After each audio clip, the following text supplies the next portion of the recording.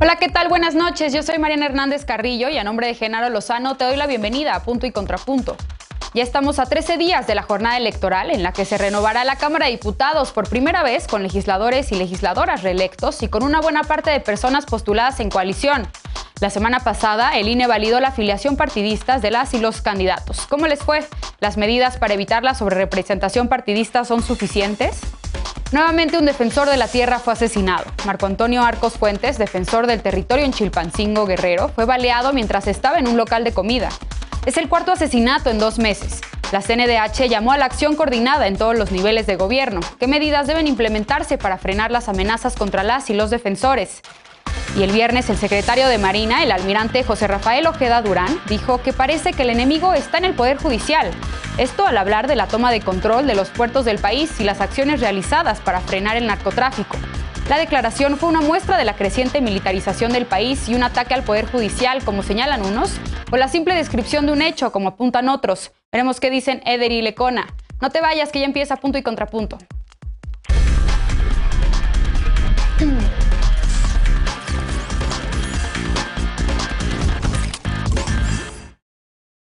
En marzo pasado, el Consejo General del INE aprobó nuevos criterios para verificar la afiliación efectiva de las y los candidatos. Estos criterios fueron validados por el Tribunal Electoral y la semana pasada el organismo electoral presentó el resultado de este proceso. ¿Ayudará esto a evitar la sobrerepresentación de Morena en la próxima legislatura? Veamos en contexto.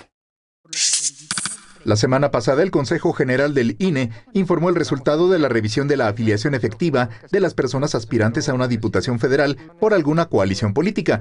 Para evitar la sobrerepresentación, el INE determinó a qué partido corresponderá el triunfo de quienes fueron postulados bajo el principio de representación relativa, es decir, electos por mayoría de votos. Este resultado determinará la asignación de las 200 curules por el principio de representación proporcional. Va por México, integrada por PRI, PAN y PRD, registró candidaturas en 218 de los 300 distritos que hay en el país. Tras verificar la afiliación de las y los candidatos registrados, el INE restó 9 distritos al PRD y 1 al PAN y fueron asignados al PRI. Así, 69 candidaturas quedaron para el PRI, 88 al PAN y 61 al PRD. En el caso de Juntos Haremos Historia, integrada por Morena, el Partido del Trabajo y el Partido Verde, de las 183 candidaturas presentadas, se determinó que 86 personas candidatas están afiliadas a Morena, 51 al Partido Verde y 46 al del Trabajo. El INE restó 2 registros a Morena, que fueron reasignados, uno al Partido Verde y otro al PT, debido a que no se comprobó la afiliación efectiva de las personas candidatas. El INE informó que estas asignaciones podrían variar si se realizan sustituciones de candidaturas. Punto y contrapunto. Y para debatir esta noche nos acompaña como cada lunes y miércoles Lisa Sánchez, directora general de México Unido contra la Delincuencia. Buenas noches, querida Lisa, ¿cómo estás? Muy bien, muy buenas noches, ¿cómo están? Feliz de esta alineación original. Muy buenas noches. Bienvenida. También nos acompaña Alfredo Lecona, activista y analista. Buenas noches, querido Lecona, bienvenido. Gracias, querida Mariana, también súper contento de tener a Fer de vuelta en el reencuentro más esperado de la televisión mexicana. Eder Guevara, antropólogo y fundador de Morena. Buenas noches, Eder. Hola, Mariana, y qué gusto también compartir con Fer, siempre es un placer. Y como hace algunos ayeres, ya lo decían, hoy regresa a esta mesa Fernanda Caso, abogada, analista, directora de Latitud 312 y amiga de este programa. Buenas noches, Fernanda. Muy buenas noches, encantada de saludarlos y bueno, feliz de estar con todos ustedes en este espacio de nuevo. A ver, Fer, pues empiezo contigo esta noche. Tú le has dado un constante seguimiento al proceso electoral. ¿Cómo ves pues esta reasignación de candidaturas hecha por el INE? ¿Cuál es tu opinión sobre las reglas que determinó el organismo electoral pues para evitar la sobrerepresentación partidista? ¿Y cómo estás viendo este tema? Uno de los que había causado más controversia precisamente era el cómo se iban a regular las coaliciones. Al final, ¿cómo lo ves? Bien, pero insuficiente todavía, ¿no? Creo que este concepto de la afiliación efectiva todavía está muy lejos de realmente lograr evitar que esto pase. ¿Por qué? Bueno, pues porque muchos candidatos que se postulan por un partido no tienen en realidad trabajo de militancia y mucho menos una afiliación real, ¿no? Y por eso pusieron lo de la afiliación efectiva. Pero es muy difícil saber que una persona es de un partido simplemente como a partir de documentos y de papeles que son lo que se le entrega al INE, ¿no? Se tendría que hacer una investigación mucho más profunda, evaluar realmente como con sus conocidos alrededor para ver si el candidato que el PES está proponiendo en realidad es de Morena, y por lo tanto, pues bueno, es bien difícil como regularlo. ¿Qué creo yo que se tendría que hacer? Pues que la asignación de diputados se haga por coalición y no se haga únicamente por partido, ¿no? Si ya las coaliciones están funcionando como partidos de facto, pues entonces lo que se tendría que buscar es que cuando participen en conjunto, entonces se busque que la sobrerepresentación no vaya por encima de lo que la gente votó por la coalición. Al intentarlo hacer únicamente por partido, pues estos cambios entre uno y otro acaban siendo prácticamente inevitables, y aunque estas reglas del INE creo que ayudan y van a acercar más a una representación real, pues aún hay muchos huecos por donde se pueden colar. Bien. Eder, tú coincides con Fer. Ya cuando hablábamos hace algunas semanas sobre estas reglas, decía Lisa que precisamente pues la regla de la sobrerepresentación, para evitar la sobrerepresentación, al final no frena que los diputados y diputadas electas ya una vez en el poder puedan cambiarse de bancada o de afiliación partidista. ¿Cómo estás viendo estas asignaciones que hizo el INE sobre las candidaturas en coalición? No, y no tendrían por qué frenarlo, es un derecho constitucional la libre participación política. En ese sentido, si un diputado decide terminar su relación con un partido e irse con otro, pues es un derecho. Y yo también coincido con Fer en el sentido de que es muy complicado revisar el tema de la afiliación efectiva. Primero, ahorita en tu nota inaugural tú preguntabas si esto iba a evitar que Morena tuviera sobrerepresentación, y esa percepción está muy posicionada en la sociedad en este momento. Pareciera que fue una medida a modo de Morena, pero la sobrerepresentación también la podría tener el PRI, aunque no tenga mayoría de diputadas y diputados. Si no hay una buena medición de la afiliación efectiva en la coalición del PRIAN, podrían darle más diputados al PRI de los que le corresponden. El tema aquí, nosotros en Morena tenemos un problema y lo platicamos en varias ocasiones durante 2 años. No tenemos padrón, no tenemos un padrón claro en donde podamos saber quiénes sí están afiliados, afiliadas, y quiénes en ese sentido entran a los espacios de representación por su carácter de afiliado a Morena. Si el INE tiene la inteligencia, es decir, el conocimiento y la información necesaria para saber quiénes sí son de Morena, pues entonces podrían también tener los conocimientos acumulados para decirnos, por ejemplo, quiénes tienen relación con grupos del crimen organizado, de los candidatos de cualquier instancia. Y entonces regresamos al tema de las violencias en las campañas, que el INE tenga un papel más de liderazgo en el combate a la injerencia de los grupos del crimen organizado en las elecciones. Me parece que está bien la medida, pero es absolutamente insuficiente, y la verdad es que sí me brinca mucho cómo están determinando quiénes son o quiénes no son afiliados de un partido.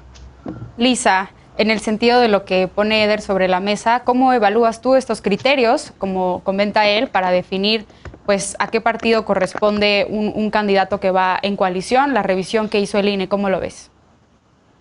A ver, yo creo que aquí lo que hay que poner un poquito en perspectiva es para qué se hizo. Es decir, estamos frente a una elección gigantesca en donde no solo están postulando candidatos los partidos políticos, sino las coaliciones de distintos partidos políticos. Y en ese sentido, pues un poco la fórmula del INE lo que buscaba o aspiraba, al menos por la parte de los consejeros impulsores, era acercar el sistema lo más parecido a un sistema donde la representación proporcional sea perfecta, ¿no? O prácticamente limpia, entre comillas, como le llaman, es decir, el número de votos de un partido es el número de curules extras que le tocan en el sistema de representación proporcional, y no cálculos basados en su coalición o no cálculos basados en otras variables. Ya lo decía Fer, en este caso el tema de la afiliación efectiva era un criterio, y entonces lo que estaba intentando evaluar el INE era si podía limitar la sobrerepresentación, validando la afiliación efectiva de los candidatos y las candidatas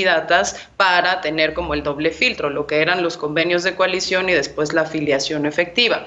Creo que lo que nos dimos cuenta, y bueno, no nos dimos cuenta, sino que expertos como el que es mi gurú en este tema, que es Javier Márquez de Buen Día Márquez y de Oráculos, lo que se dieron cuenta es que la coalición de Morena, Partido Verde y PT, tejió muy bien su convenio de coalición, tejió muy bien su asignación de candidaturas en el territorio y básicamente calculó aquellas candidaturas que le podían haber sido retiradas por la sobrerepresentación en caso de ir solito, se las asignó a sus colaboradores o a sus partidos aliados en esta coalición, y entonces así evitó que esas curules se le restaran a Morena por sobrerepresentación en caso de haber ido solo, pero también que se le asignaran a partidos que no son sus aliados en el trabajo legislativo, como pudieron haber sido los partidos de la oposición.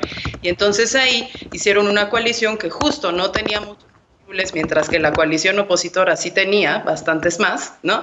Y lograron eso, que al momento incluso de verificar la afiliación con el criterio que utilizó el INE, se mantiene su coalición, se mantienen sus candidaturas como están, y al final del día lo más probable termine pasando es que sí va a haber una representación de esa coalición, pero que no va a poder ser modulada por el acuerdo del INE y la manera de verificarlo. Entonces volvemos un poquito otra vez a la discusión, y creo que ahí va a haber más de un partido interesado en cómo se van a reformar otra vez las reglas del juego para saber si podemos acercarnos o no a esa representación proporcional limpia o perfecta, o si vamos a seguir con las mismas reglas del juego intentando evitar la sobrerepresentación, pero con cosas que no la limitan en los hechos. Alfredo, ¿tú cómo lo ves? Y también pues el INE ha dicho que estas asignaciones todavía pueden variar, y ante la ola de declinaciones y cambios que hemos visto y ajustes entre los partidos y sus candidatas y candidatos, ¿qué esperar? Bueno, yo primero quisiera aclarar algo, porque creo que no es sano dejar pedazos de información que no tienen nada que ver. Esto que dice Eder, que por qué puede saber el INE de la afiliación de un candidato, de un grupo de candidatos, y no si pertenece al grupo a grupos de la delincuencia organizada, perdón, pero no tiene absolutamente nada que ver. El INE no es la Fiscalía General de la República como para hacer eso. Responsabilidad sí tienen muchos partidos como Morena y en general todos, que llevan a perpetradores incluso en la boleta, como lo hicieron en 2018, perpetradores incluso, y lo saben y lo sabe la gente, y aún así los llevan. Si no, vean el caso de Félix Salgado Macedonio, ¿para qué nos hacemos? ¿Qué puede hacer el INE ante las decisiones irresponsables de los partidos? Y creo que para entender dónde estamos, en qué estamos o por qué este tema ha estado saliendo recurrentemente, sí hay que regresar a algo súper básico, al entendimiento de la conformación de la Cámara y los límites que tiene la Constitución desde, me parece, 1996, sino que me corrijan mis compañeros, que está el límite del 8% como tope máximo de sobrerepresentación desde la propia Constitución. Y recordar que en la última elección, en 2018, estas reglas que ya habían servido anteriormente para el caso del PRI, por ejemplo, en elecciones previas, Morena obtuvo en total el 42% el 45.4% del total de los diputados que se disputaron en 2018, en total con la coalición Juntos Haremos Historia, pero al final terminó recibiendo 61.8% del total, o sea, 309 diputadas y diputados, que es una sobrerepresentación de 16.4%, casi el doble del tope que establece la Constitución. Y luego ya venimos a ver lo de las alianzas postelectorales, lo que sucede en el legislativo, esto que hizo el Partido Verde de darle diputados a Morena. O sea, sí tenemos que poner atención a eso para entender que por ahí es que se construyeron las reglas y qué es lo que se tiene que evitar, con todas las deficiencias que creo que comparto que explicó Fer. Y es súper importante tener esto claro, porque parece que el alma de la elección se está disputando, el alma del país casi, en dos posturas, ¿no? En el vota todo Morena o vota todo contra Morena. O mantenemos la mayoría o se la quitamos para que dejen de destruir el país, ¿no? O sea, en esos polos está ubicado el debate público, y aprovechando que está Fer, a mí me gustaría mucho resaltar a un esfuerzo que acaba de presentar, de hecho, este fin de semana, que es esta plataforma reeleccionocambio.com, que sí nos invita a dejar un poco esa discusión, esa polarización, y ver por quién tenemos que votar. Es una plataforma muy sencilla, con un dato de tu credencial de elector, de tu sección, puedes hacer un quiz de 10 preguntas sobre 10 votaciones relevantes que tu diputado, tu diputada, y el sentido en el que tu diputado o diputada votaron, y saber si hay una coincidencia con lo que tú esperas de la Cámara. Se me hace algo súper valioso, súper necesario, que llega en un momento bastante oportuno para romper precisamente ese discurso facilón, caricaturesco de es o todo a favor de Morena o todo en contra de Morena. Eder, por alusiones personales, si quieres responder a esto último que sugiere Alfredo, ¿todo a favor o en contra de Morena? ¿Cómo evitar esto? Más bien es a favor o en contra del proceso que se está viviendo, ¿no? Nuestro planteamiento es muy claro. El PRIAN ha intentado frenar las medidas más importantes de la Cuarta Transformación y lo que queremos es empujarlas. Entonces, es muy claro, quien tenga la mayoría legislativa podrá impulsar, darle nuevos bríos a la Cuarta Transformación o frenar las medidas más importantes. Es un asunto muy concreto. Yo creo que aunque hay muchos partidos y en teoría hay muchas opciones y cada vez más con los partiditos pequeños, es una visión entre dos grandes proyectos, el neoliberal, que es donde está la mayoría de los partidos políticos, y lo que se está impulsando desde la Cuarta Transformación, que está tratando de romper con esos paradigmas y políticas públicas y visión de cómo repartir el presupuesto de la nación. Entonces, ese es el tema muy claro, y si le parece fácil a Alfredo, bueno, pues está en su derecho. Y ya nada más por lo que decía de que los partidos sí tienen la obligación de conocer perfectamente a cada uno de sus candidatos, pero el Instituto Nacional Electoral no, pues a mí, entonces, ¿cuál es el papel del instituto? ¿Cuál es el papel del árbitro encargado de... No es la justicia... A ver, adelante, Alfredo, tenemos todavía tiempo para la réplica. Sí tiene ahí pues un por proceso, supuesto que hay que entender cuál es el papel de cada cosa. Eder definitivamente no lo tiene claro. El INE no es fiscalía ni es fiscalía especializada para esos delitos electorales, ni mucho menos. O sea, entiendo que es una necesidad de estar llevando todo al INE y demás, pero pues por eso digo que son discursos facilones. En propio Morena hay gente que está en contra de varias de las medidas que han hecho, y es súper importante. Si a mí me aparece una persona como Lorena Villavicencio, por ejemplo, en mi boleta, votaría por Morena, pero no está. Entonces, Eder, por favor. O sea, el caso es, el país no es de una cosa u otra, de están conmigo o están en contra. Y si eso es lo que quieren, y si en ese debatito se van a quedar, pues mucha suerte con lo que están haciendo. Nomás están alimentando más la polarización y desde las atrocidades que han hecho también desde el poder. Bien, pues se terminó el tiempo de este bloque. Veremos pues a qué se llega esta implementación de las reglas determinadas por el INE y cómo, si al final sí se evita o no la sobrerepresentación del 8%. Vamos a una pausa. Nuevamente, un defensor del territorio fue asesinado, aun cuando denunció amenazas en su contra por combatir la tala ilegal en la Sierra de Guerrero. La CNDH dice que no hay acción coordinada para proteger a las personas defensoras. Hablaremos de esto al regresar a Punto y Contrapunto. No te vayas.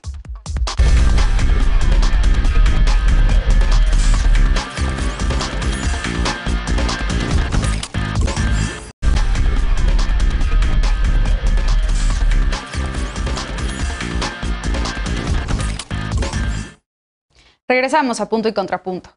Las y los defensores del territorio siguen enfrentando amenazas e incluso la muerte sin que haya consecuencias. Según el recuento realizado por el Centro Mexicano de Derecho Ambiental, en 2020, 18 personas defensoras fueron asesinadas.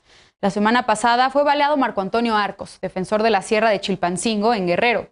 Es la cuarta persona defensora asesinada en los últimos 2 meses. La Comisión Nacional de Derechos Humanos destacó la ausencia de acciones y estrategias para proteger la vida de las y los ambientalistas. Veamos en contexto.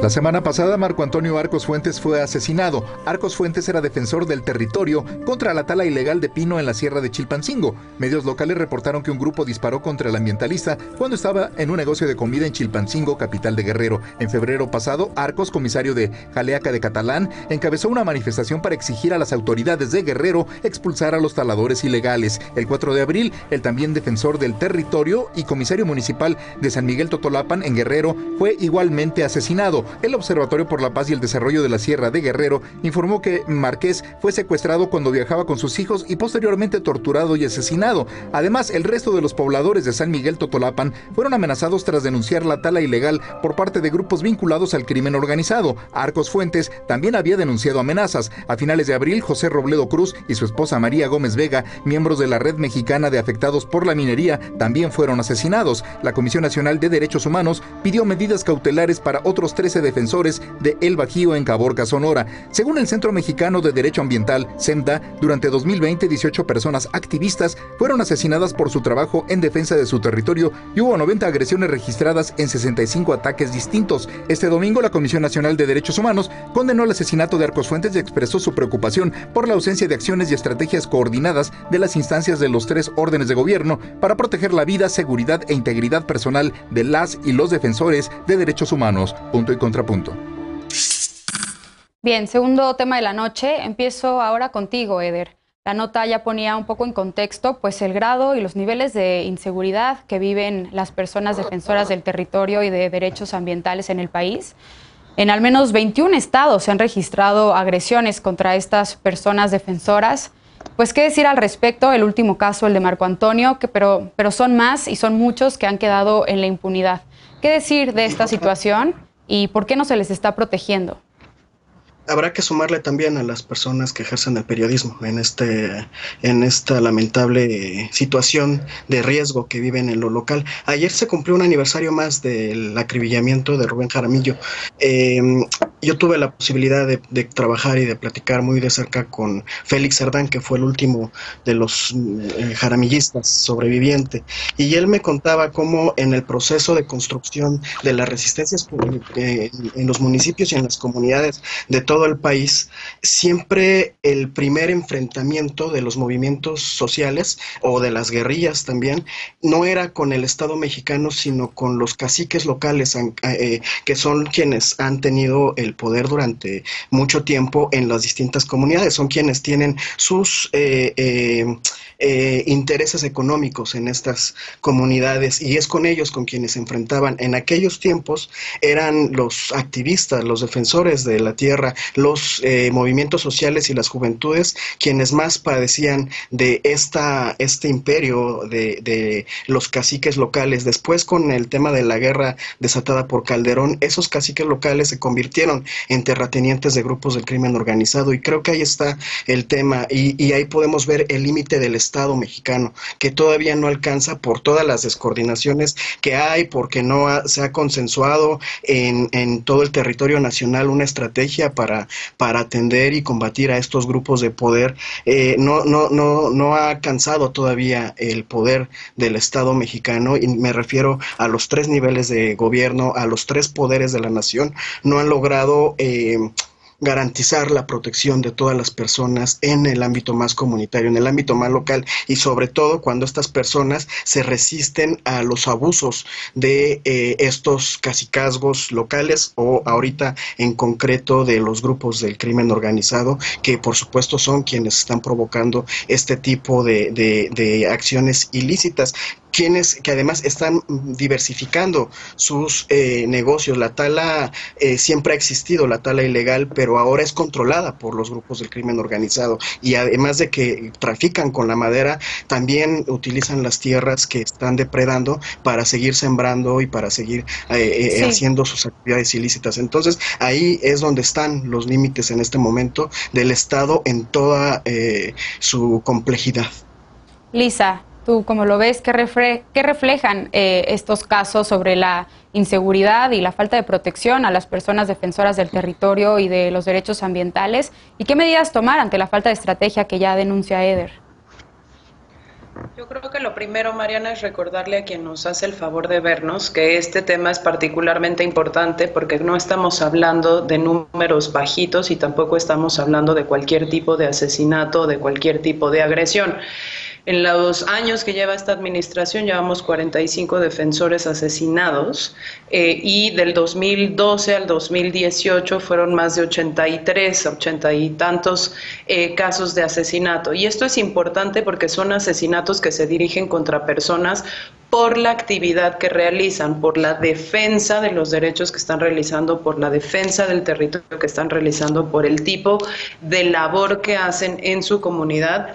para poder llamar la atención sobre despojos, contaminación de ríos, megaproyectos, expropiación ilegal de tierras, extracción ilegal de recursos naturales, esto de la tala ilegal, desprotección de la fauna protegida, en fin, por muchísimas cosas, pero ellos se vuelven objetivo de estas agresiones y de estos asesinatos que luego quedan impunes por esa labor que están realizando.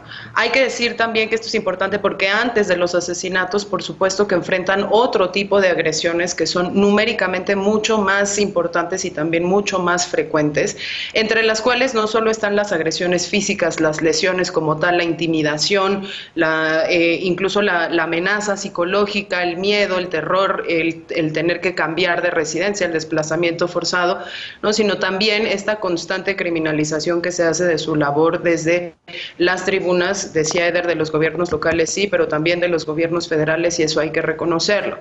Ahora, ¿esto se comporta por igual por todos los estados? Desafortunadamente no, y justo en aquellos estados en donde hay más recursos naturales, en donde hay más megaproyectos de este estilo y donde hay más desprotección también de los más vulnerables, se presenta más. Oaxaca es un ejemplo, Puebla es un ejemplo, Morelos es otro ejemplo, Chiapas es otro ejemplo, Estado de México, como eso decía la nota, 21, pero también hay que decir que si bien en este sexenio el top 3 está en Oaxaca, Chiapas y Chihuahua, pues los estados que le siguen son Guerrero, Morelos, Veracruz, Baja California y Michoacán. Entonces, creo que esto no está respetando color partidista, esto tampoco está respetando nivel de gobierno, sino que cada vez más México se ubica en un lugar más alto en este ranking de agresiones contra estas personas por el simple hecho, y lo quiero volver a subrayar, del trabajo y la labor que desempeñan en la defensa de sus territorios, de sus derechos, de sus vidas, de sus usos y costumbres también en el caso de las comunidades indígenas. Entonces, por eso es que es importante y por eso es que el Estado mexicano tiene que responder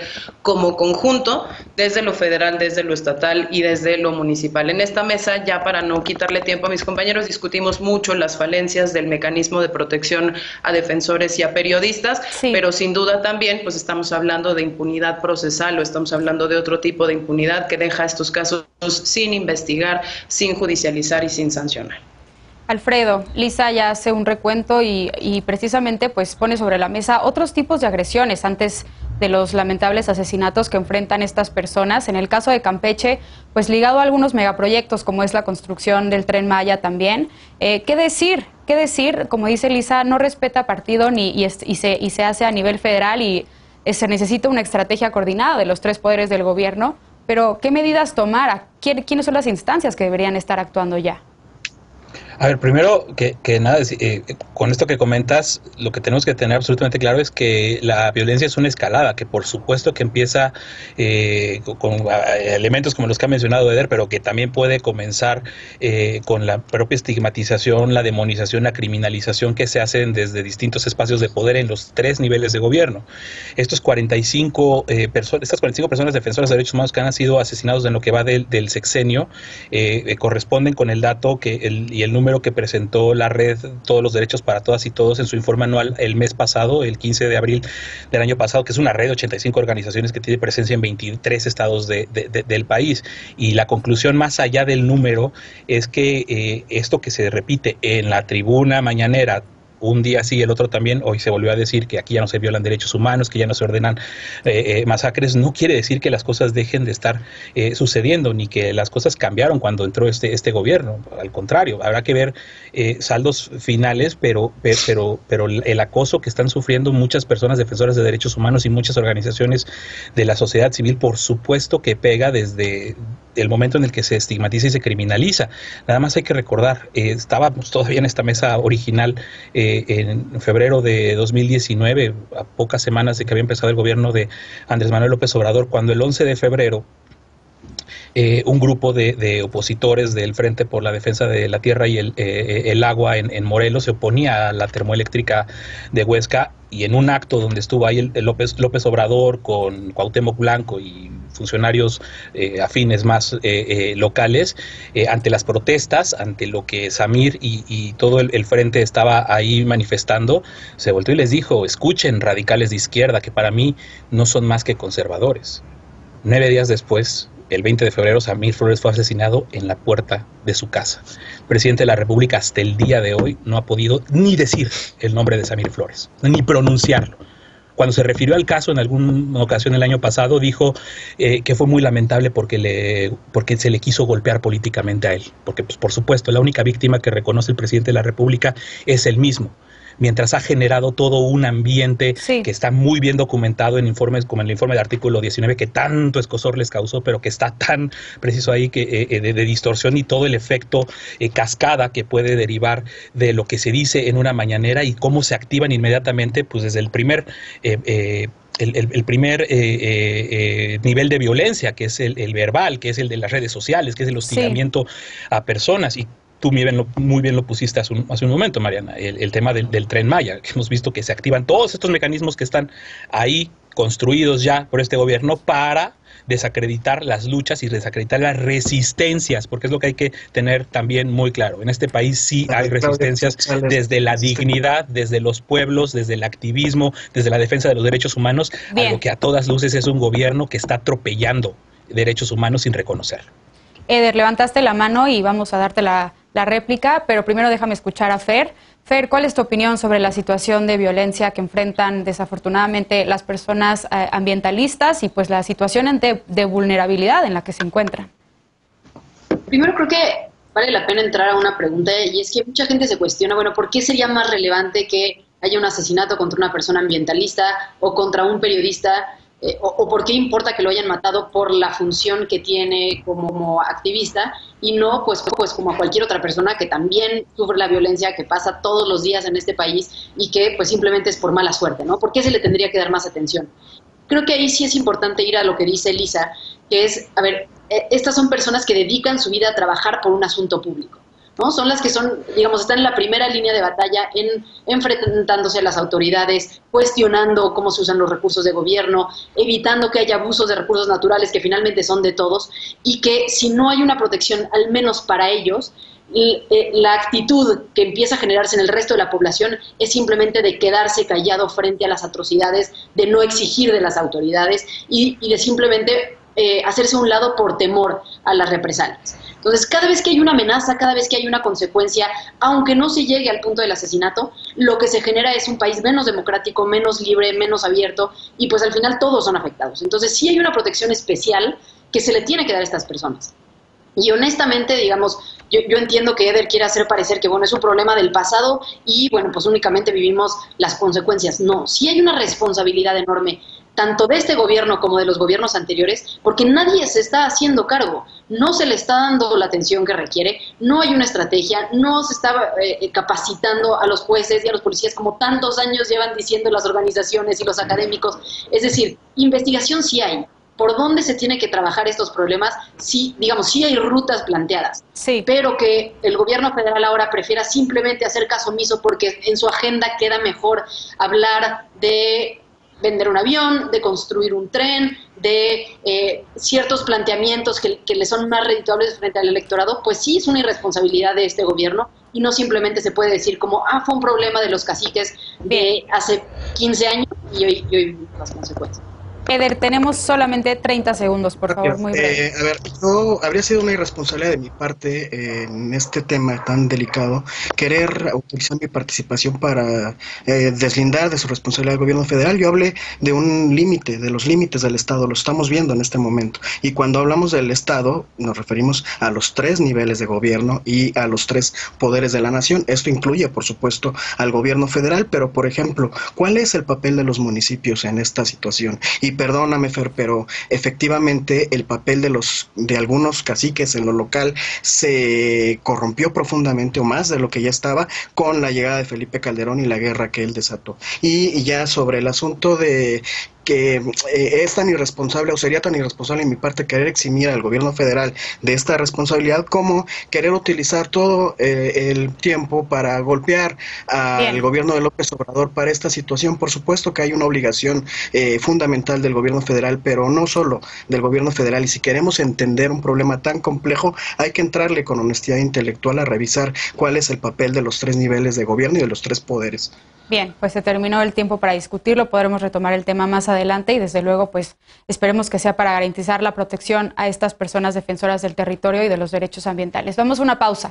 El viernes el secretario de Marina, José Rafael Ojeda Durán, dijo que parece que el enemigo está en el Poder Judicial y que no tienen mucha ayuda de jueces y ministerios públicos. ¿Estas declaraciones vulneran la autonomía del Poder Judicial? Veremos qué opinan nuestros panelistas de lunes cuando regresemos a Punto y Contrapunto. No te vayas.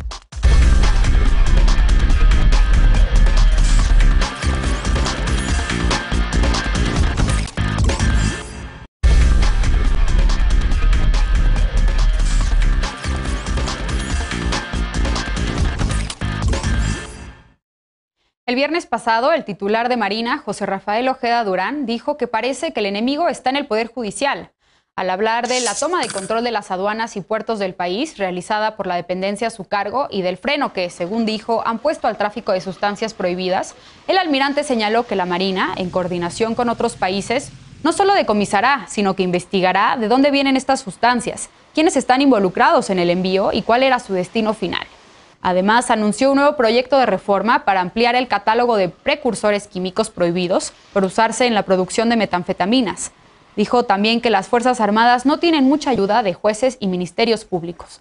Dijo que hasta pena da que en muchos casos parece que el enemigo está en el Poder Judicial y que la Marina tiene que cerrar el círculo de las investigaciones para poder detener a las personas presuntamente implicadas en el narcotráfico.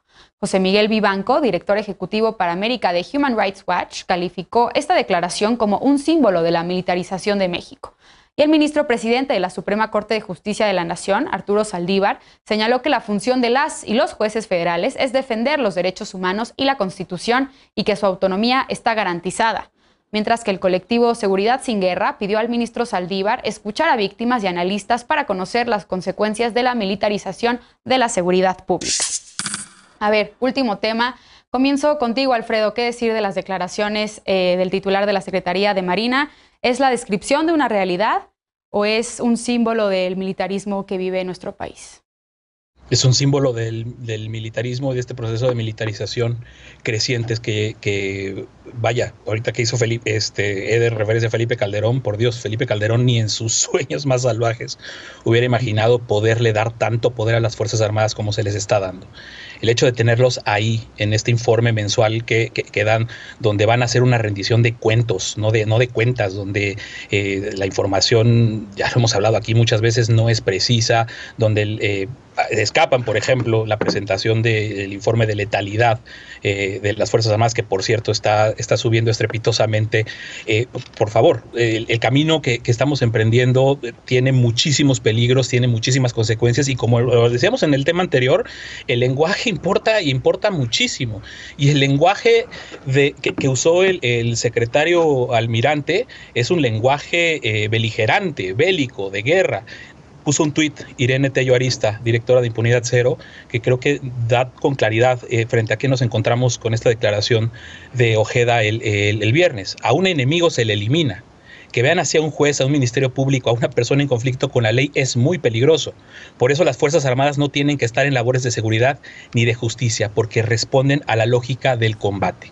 ¿Cuánto de ese lenguaje que todos los días también se está presentando para señalar que se incrementaron los delitos graves y todo lo que ha alimentado el militarismo y el punitivismo ya está en niveles bastante preocupantes y empiezan a darnos señales, algunas encuestas incluso de ello, como la encuesta nacional de cultura cívica del INEGI que se presentó recientemente, donde el 40% de la población estaría de acuerdo con un gobierno encabezado por militares, para decirlo pronto, con un gobierno autoritario y antidemocrático. Un gobierno encabezado por militares no cabe en una democracia. Y lo que estamos haciendo, tolerando y permitiendo con este tipo de discursos que parecen como, ay, el secretario solo hizo un diagnóstico de un problema que todos conocemos, por favor. Uno, ni le corresponde.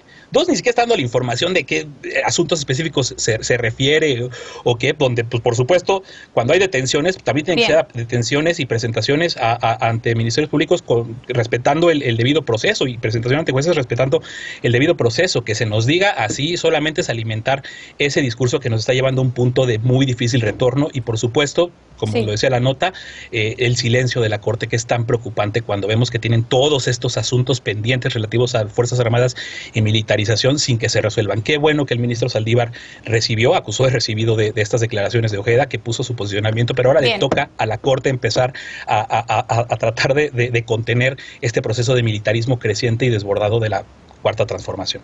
Lisa, hemos discutido en esta mesa pues el papel de la Secretaría de Marina al controlar los puertos y aduanas del país. ¿Qué decir tras las declaraciones de su titular?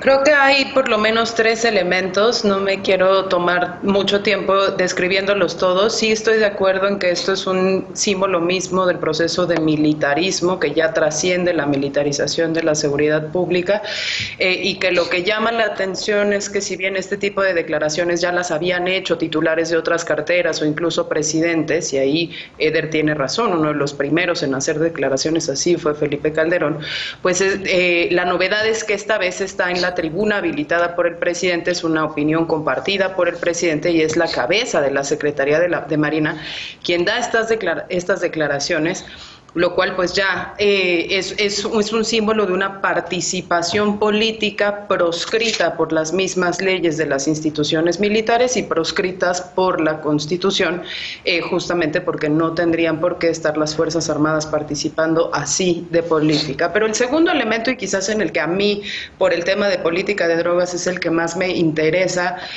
resaltar, es la desinformación que se dio en la mañanera con las declaraciones del titular de la CEMAR. Evidentemente voy a condenar sus declaraciones de manera muy enérgica, no se puede amenazar así al Poder Judicial, pero esta, conversación se tuvo en el marco de una cosa más grande que era, ellos están realizando operativos de incautación de drogas y cuando llegan esos operativos a judicializarse y a fallos en el Poder Judicial, muchos de esos casos se caen, pero en el Inter dio 2 pedazos de información. Uno, que ellos están participando en la investigación del delito y que van a participar más en la investigación del delito. Eso no se puede, porque el único pedazo de las Fuerzas Armadas, porque así quedó, que tiene la capacidad de participar en la investigación del delito es la Guardia Nacional, la Secretaría de Marina por ella misma, nunca, la Sedena por ella misma, tampoco. Entonces, primera cosa, ahí nos dio un pedacito de desinformación o nos dio información que en realidad lo que nos habla es de una ilegalidad.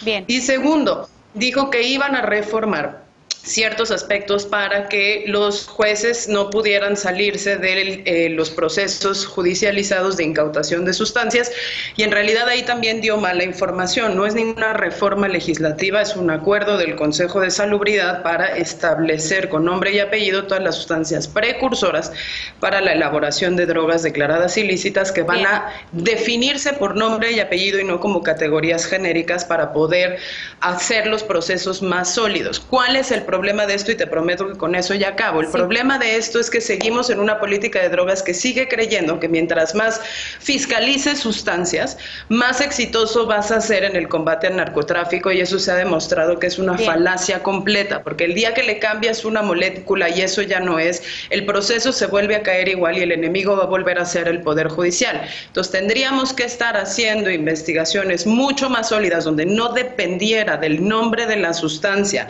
la condena que se va a llevar el implicado o el éxito relativo del operativo, porque si no estamos fritos y el enemigo va a seguir siendo ese Poder Judicial o esos porque ministerios. Ya tenemos que darle la palabra a Eder y les pido brevedad porque el tiempo se fue muy rápido. Tenemos 1 minuto para Eder y 1 minuto para Fer, por favor.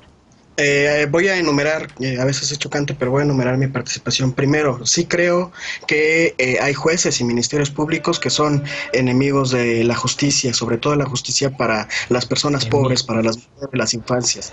Y en ese sentido, y amigos, por el contrario, de los grandes capitales y sobre todo extranjeros, que en menos de 24 horas los pueden amparar o pueden resolver lo que ellos quieran. Segundo, a mí me da gusto que haya una libertad tal que hasta el titular de la Marina pueda opinar y pueda hacer críticas sobre algún tema de índole público y social. Tercero, coincido plenamente con Alfredo Lecona, el lenguaje importa, y que el titular de la Marina hable de enemigos cuando a las Fuerzas Armadas se les capacita para aniquilar al enemigo. Ahí sí creo que es absolutamente reprochable, y eso tendrían que tener mucho cuidado en la manera en la que emite sus críticas el titular de la Marina o el titular de Sedena. Finalmente, Fer.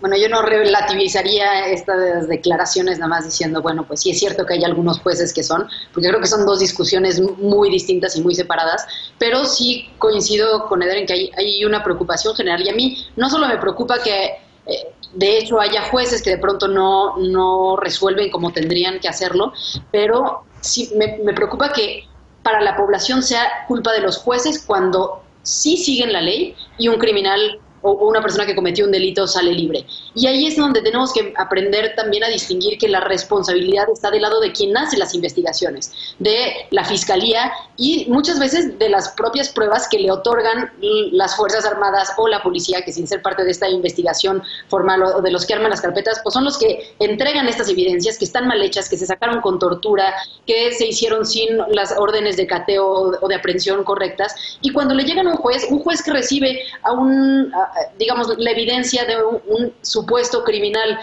autoconfeso con muestras de tortura, pues es algo que no puede recibir. Y si sale libre no es culpa del juez, es de toda la cadena que hubo detrás. Y creo que también hay un discurso muy fácil del otro lado para echarle la culpa al Poder Judicial. Bien. A ver, Lisa, te interrumpí hace un ratito. Tenemos 20 segundos si quieres terminar tu participación.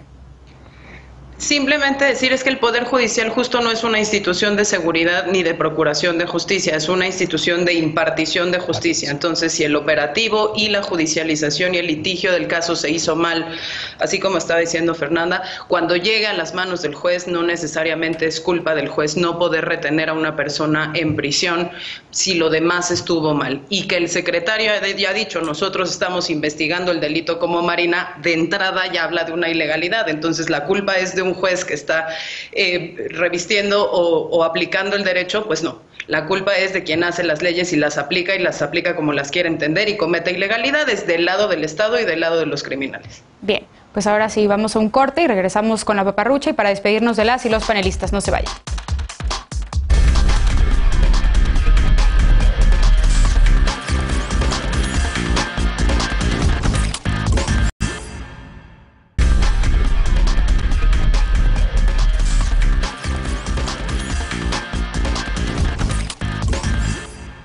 Regresamos con la paparrucha de esta noche. Vacunarte contra la COVID-19 y encontrar pareja es el nuevo 2x1 en materia de amor y de salud. Así es, ante la disminución en la demanda de vacunas en Estados Unidos, el gobierno de Joe Biden utilizará aplicaciones como Tinder, Bumble y Match para impulsar la inmunización. Las personas usuarias que ya fueron vacunadas podrán encontrar perfiles de otras que también recibieron la inmunización mediante una insignia especial.